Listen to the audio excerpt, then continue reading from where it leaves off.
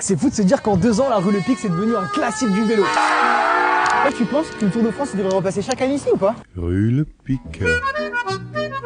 Ici, mec, il y a une vraie story sur la rue Le Pic. Il y a eu 3 noms, d'abord la rue de l'Empereur, ensuite la rue Royale, et puis finalement la rue Le Pic. En vrai, c'est dingue, mec. En 2 ans, c'est devenu un lieu mythique du vélo.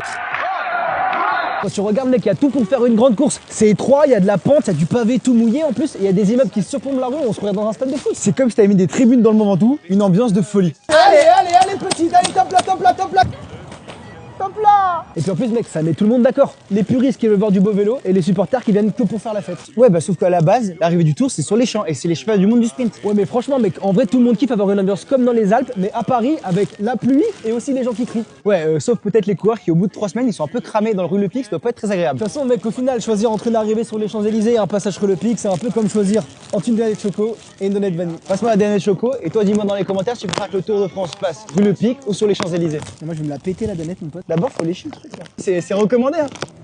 Fais voir. Oui, mais excusez-moi, madame, vous préférez la vanille ou le chocolat? Bah voilà, je te l'ai dit.